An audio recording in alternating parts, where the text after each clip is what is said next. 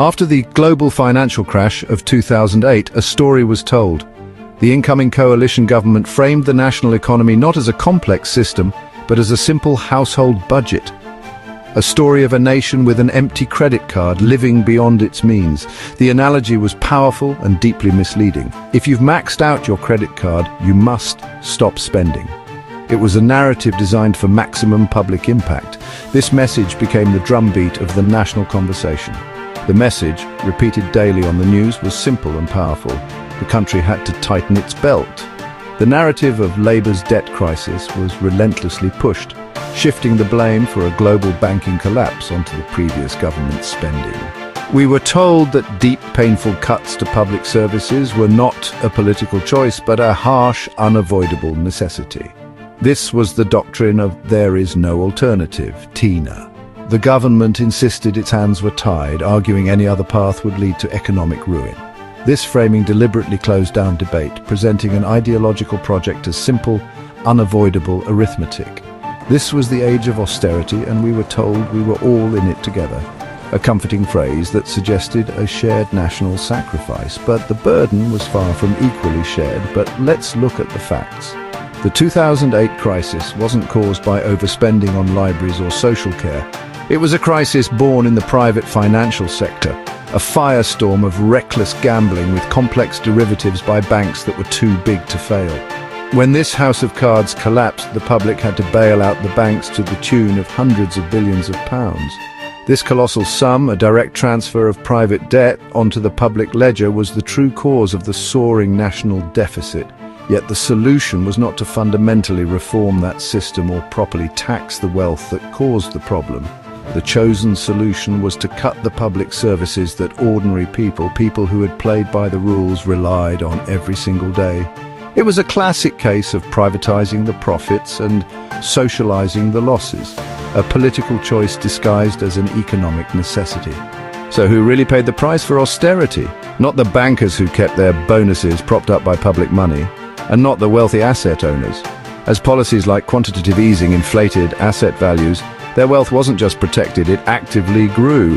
No, the burden fell squarely on local communities. Central government grants to councils were slashed by an astonishing 40% in real terms. Over a decade, tens of billions were removed from their budgets, forcing them into an impossible position of managing decline. This wasn't just a line on a spreadsheet, it meant closing over 800 libraries, which were vital community hubs offering internet access, warm spaces, and a place for children to learn. It meant shutting down thousands of youth centers, erasing safety nets that kept young people engaged. Perhaps most cruelly, it meant the decimation of social care for the elderly and disabled. Eligibility criteria were tightened to breaking point, leaving thousands without support.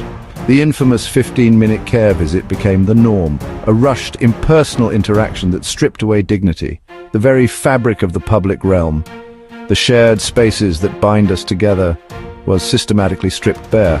Collective pride in our towns and cities eroded, replaced by a visible, tangible decay in our parks, streets, and community buildings. This had a real human cost. It meant longer waits in underfunded hospitals. It meant classrooms with fewer resources for our children, widening the attainment gap. It meant disabled people losing vital support and councils pushed to bankruptcy, unable to even maintain roads. The promise that we were all in it together was revealed to be a cynical lie. The richest were shielded, their wealth growing, while the poorest and most vulnerable suffered the most direct consequences. Two Britons emerged from the wreckage, and the scars left on one of them are still visible today. Think back to Arthur's generation, born into the promise of the post-war settlement. Their security wasn't an accident, it was a deliberate social contract. At its heart was a well-funded national health service, free at the point of use and the envy of the world. But it was more than that, a robust welfare state, affordable council housing, and the prospect of a secure retirement. Society invested in its people. For his great-grandson, Alex, that foundation is a ruin. The social contract has been torn up. University, once a gateway to opportunity, is now a death sentence. The very idea of social support has been reframed. It's no longer a right but a last resort, harder to access and deliberately wrapped in suspicion and stigma. The system is designed to deter, not to help. Look around. and the decay is visible everywhere. Every public service, from transport to healthcare, feels strained, underfunded, and at a breaking point. This isn't just an inconvenience, it's a source of constant low-level anxiety. The safety net that caught previous generations hasn't just frayed, it has been systematically and deliberately shredded thread by thread.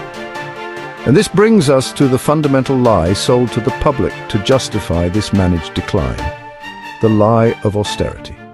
We were told the country was like a household that had to tighten its belt. But a national economy is nothing like a household budget. The choice was never a simple one between making cuts or going bankrupt. That was a false dichotomy. The real unspoken choice was always about something else entirely: who would be made to pay for the 2008 financial crisis. The government could have chosen a different path. They could have increased taxes on immense corporate profits and unearned wealth, or cracked down on rampant tax avoidance. Instead, they made a clear ideological choice: to shield the wealth of the very richest and pay for the crisis by shrinking the state that serves the vast majority. It was a generational betrayal, a conscious decision to make ordinary people pay the price for the reckless gambles of a tiny financial elite. This wasn't economic necessity, it was a political heist. And austerity had another, often hidden, objective. By starving public services of funds until they were seen as failing, it created the perfect political excuse to sell them off. It became a massive vehicle for privatization. Essential national assets, from the Royal Mail to parts of the justice system and even NHS services, were outsourced to private companies. This transferred yet more public wealth into the hands of shareholders, who could then charge citizens for the very services their taxes used to pay for, adding a layer of private profit on top of a public need. The austerity lie is another key mechanism in the engine of inequality. It works alongside the housing crisis, wage stagnation, and an unfair tax system. Together they create a society that feels rigged, where the rewards flow upwards while the pain is pushed downwards. And this rigged system challenges one of Britain's most cherished ideas: the myth of meritocracy.